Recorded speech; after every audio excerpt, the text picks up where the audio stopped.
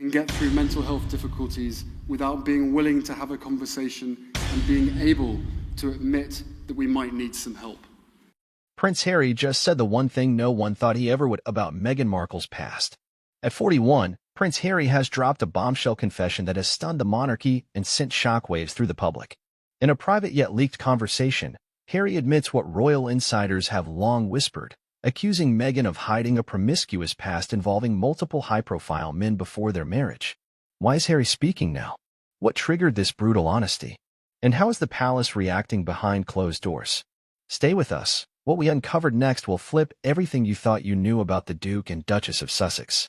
Before we continue, please hit the like button, subscribe to the channel, and turn on the notification bell for updates.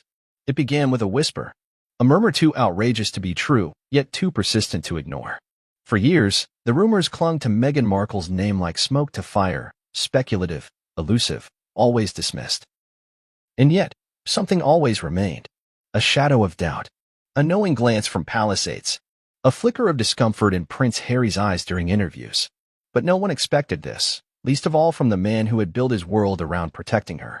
At 41, Prince Harry has lived a life defined by duality. A prince who walked away from the palace, a husband who defied a nation, a son estranged from his father.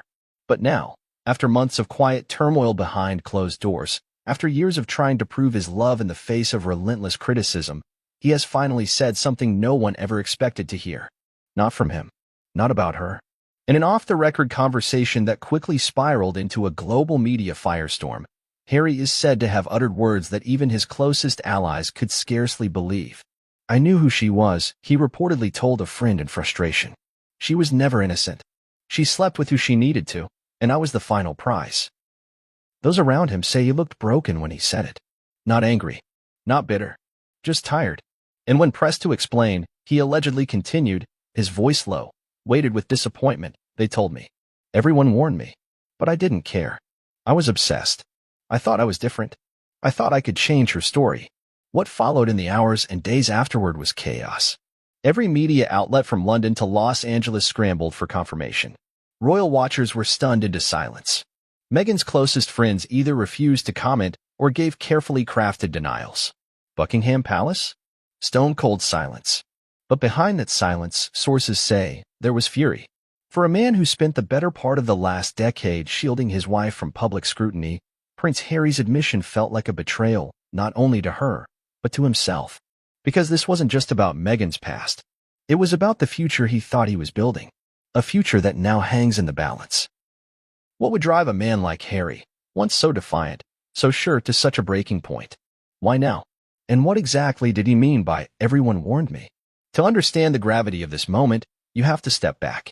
You have to return to the very beginning, before the weddings, the interviews, the documentaries, and the transatlantic moves. Before the crown and the chaos. When Harry met Meghan, he was a man searching for purpose. He had lost his mother in the most violent, public way imaginable. He had endured years of tabloid harassment, lived in the shadow of a brother groomed for the throne, and carried the scars of a childhood lived under a microscope. Meghan, by contrast, was poised, articulate, worldly, a woman who seemed to understand fame and pain in equal measure. But she was also a woman with a past. A past that didn't align neatly with the royal family's expectations. Hollywood insiders whispered about her ambition. Fellow actors hinted at relationships with producers and executives. There were stories of strategic friendships, late-night rendezvous, and quiet settlements. Nothing ever confirmed. Nothing ever proven. But always there, lurking. And Harry? He didn't care. At least, not then. Because Meghan offered something no one else had, escape. A chance to build a new life on his own terms, far from the judgmental corridors of Buckingham Palace. With Meghan, he found laughter again. Freedom. A sense of rebellion that didn't feel reckless, but righteous. So when the warnings came, and they did come, he ignored them. William reportedly told him to slow down. Charles asked to meet with Meghan privately. Even Camilla, never one to step too far outside protocol, allegedly advised caution. But Harry dug in. They just don't get it, he would tell his friends at the time. They're threatened by her. She's not one of them, and that's why I love her. The wedding was watched by millions, a perfect blend of royal tradition and modern glamour. But behind the scenes, tensions were already boiling. Staff turnover in Kensington Palace soared. stories began leaking brides